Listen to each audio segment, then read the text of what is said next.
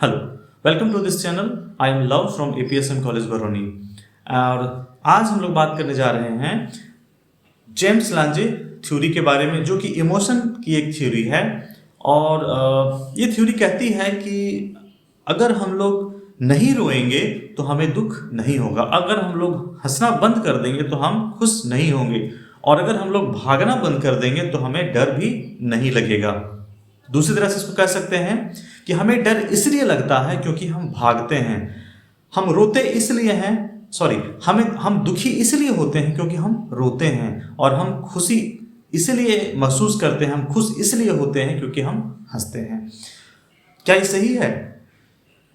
हमें नहीं लगेगा, क्योंकि हमारा जो कॉमन सेंस की जो अंडरस्टैंडिंग है, हमारा जो कॉमन सेंस का जो समझ है वो इसके विपरीत है। वो कहता है कि हम भागते इसलिए हैं क्योंकि हम डरे हुए हैं, हम रोते हैं क्योंकि हम दुखी हैं, और हम हंसते हैं क्योंकि हम खुश हैं। लेकिन ये थ्योरी इससे ठीक विपरीत बात करती है। और ये थ्योरी जो है पहले विलियम जेम्स साहब ने दी। विलियम जेम्स साहब अमेरिकन साइकोलॉजिस्ट थे, जिसको कि बाद में लांजे नामक मनोवैज्ञानिक ने, साइकोलॉजिस्ट ने, जो कि डेनमार्क के थे, इन्होंने सपोर्ट किया। और ये थ्योरी दोनों के नाम के साथ इसका नाम जुड़ गया, James Lange theory of emotions के नाम से ये जानी गई थ्योरी। ठीक है, ये थ्योरी बेसिकली 3 स्टेजेस की बात करती है कि हमें इमोशन का जो परसेप्शन होता है वो 3 स्टेजों में होता है। पहला स्टेज होता है कि जब कोई सिचुएशन से हमारा सामना होता है, जब कोई ऑब्जेक्ट से हमारा सामना होता है, हमारे सामने आता है, ये पहला स्टेज है। जब हम किसी ऑब्जेक्ट को देखते हैं, ये पहला स्टेज हुआ। दूसरा स्टेज हुआ कि ऑब्जेक्ट के कारण जो है हमारे शरीर में आंतरिक साथ ही साथ बाह्य रूप से कुछ प्रतिक्रिया होती है, कुछ शारीरिक प्रतिक्रिया होती है, कुछ बॉडीली रिएक्शंस होते हैं, और ये सेकंड स्टेज है। अब इस बॉडीली रिएक्शंस में हमारी सांसों की गति बढ़ सकती है या घट भी सकती है। हमारी जो हार्ट बीट है, हमारा जो दिल का धड़कना है, उसकी गति घट या बढ़ सकती है। हमारा पसीने का जो निकलना है वो ज़्यादा होता है। हम भाग सकते हैं, हम सुस्त पड़ सकते हैं, हमारे चेहरे का रंग बदल सकता है। ये सारा जो है बॉडीली रिएक्शंस में आता है, और ये सेकंड स्टेज है। हमारे शरीर में जब ये बॉडीली रिएक्शंस होने लगते हैं तो हमारा मस्तिष्क इन रिएक्शंस के कारण ये समझता है, ये महसूस करता है कि ये जो रिएक्शंस हैं वो डर के कारण हैं, या क्रोध के कारण हैं, या सरप्राइज के कारण है, या किसी और इमोशन के कारण है। और तब हमें किसी इमोशन का एहसास होता है कि हम डरे हुए हैं, या हम क्रोधित हैं, या हम सरप्राइज्ड हैं, या हम जो भी हैं। ठीक है, तो कहने का तो और ये जो इमोशन का जो परसेप्शन हुआ, इमोशन का जो ज्ञान हुआ, ये क्या हुआ? ये थर्ड स्टेज हुआ। ठीक है, तो ये 3 स्टेज में इमोशन का हमें पता चलता है, इमोशन वर्क करता है। ठीक है, इस थ्योरी के हिसाब से।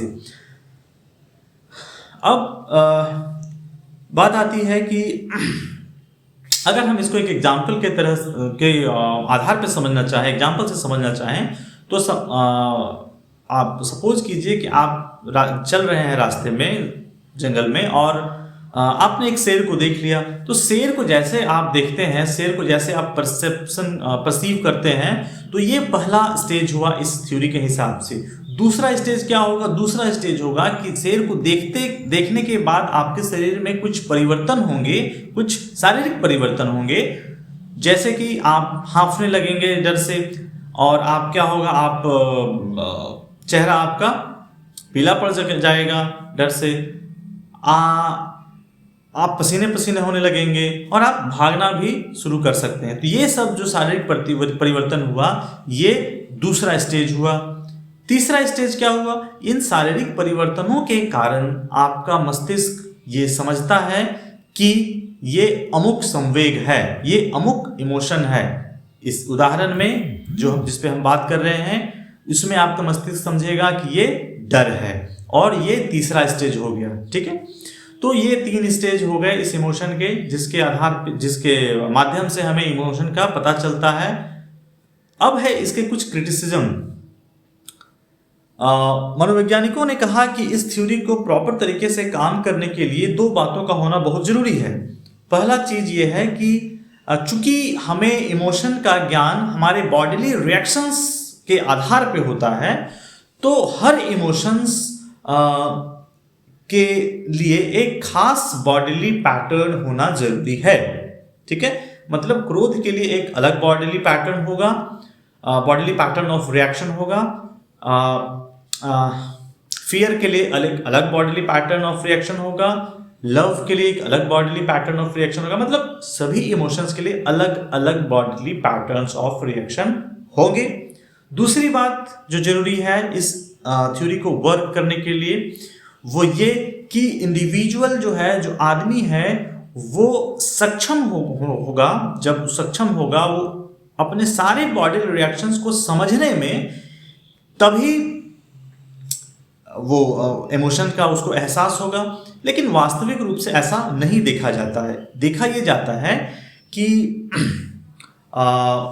हमारे जो बॉडीली रिएक्शन हैं, जो हमारा पैटर्न ऑफ बॉडीली रिएक्शंस है, वो लगभग सारे इमोशंस में एक जैसा ही होता है। ठीक है, आप अगर बॉडीली रिएक्शंस पे ध्यान देंगे तो आपका जो बॉडीली रिएक्शन है, जो पैटर्न है बॉडी रिएक्शन का, वो क्रोध मतलब एंगर में जैसा होगा, लगभग वैसा ही होगा जब आप डरे हुए रहेंगे। सरप्राइज की हालत में भी कुछ पूरा तो नहीं, लेकिन हल्का फुल्का वैसा होगा। तो और फिर है जो घृणा है, जो ईर्ष्या है, वहां पे भी मिलता जुलता रहता है। तो एकदम से बिल्कुल अलग अलग बॉडीली रिएक्शंस नहीं होता है वास्तविक रूप में। दूसरा जो समस्या है कि हर आदमी अपने जो बॉडीली रिएक्शंस हैं उनको रिकॉग्नाइज करने में भी पूरी तरह से समर्थ नहीं होता है। ठीक है, और ये बात पूरी तरह से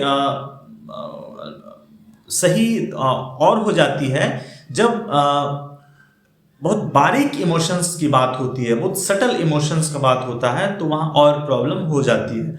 तो वहाँ पर ये थ्योरी जो है इमोशंस के फंक्शनिंग को एक्सप्लेन करने में सक्षम नहीं है। और जेम्स लांजे ने, इस थ्योरी के प्रोवोकेटर्स ने, इस कमी को दूर करने के लिए कोई नई बात भी नहीं कही। इसलिए ये थ्योरी जो है धीरे धीरे बहुत यूज में नहीं रही। ठीक है, तो ये this was all about James Lange theory. नई अगली क्लास में हम लोग बात करेंगे कैनन बार्ड थ्योरी पर, जो कि इस थ्योरी के कमियों के कारण इसके बाद आई। ठीक है, तो अगर आपको ये वीडियो अच्छा लगा, ये लेक्चर अच्छा लगा, तो प्लीज़ इस चैनल को पसंद कीजिए, लाइक कीजिए, सब्सक्राइब कीजिए और अपने दोस्तों के बीच शेयर कीजिए। Thank you very much.